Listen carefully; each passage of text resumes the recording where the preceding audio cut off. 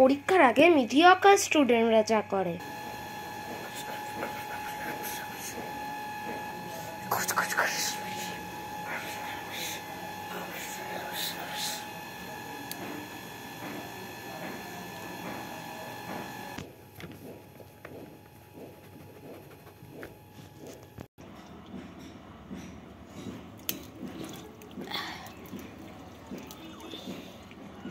পরীক্ষার আগে ব্যাকবেঞ্চাররা যা করে।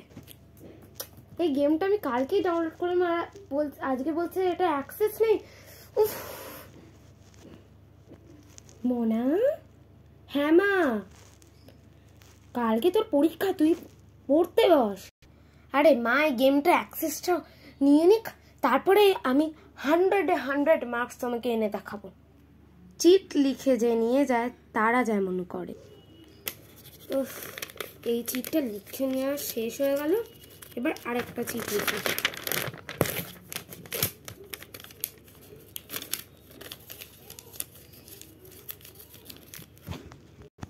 এইবারে যা চিট বানিয়েছি কেউ আমাকে টপ করা থেকে আটকাতেই পারবে না।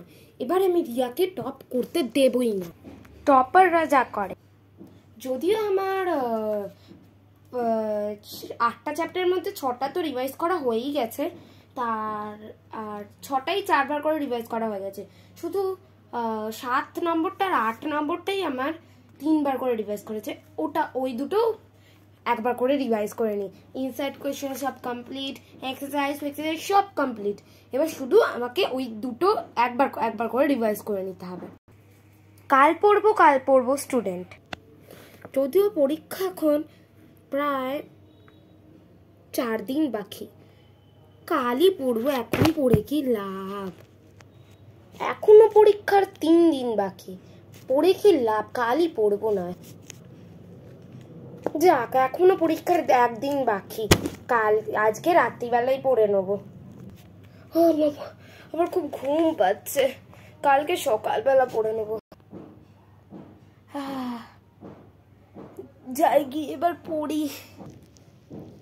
হ্যাঁ, 9:30 বাজে, বলতে এক্ষুনি 10টার সময় স্কুল যেতে হবে। আমি এবছর ফেল।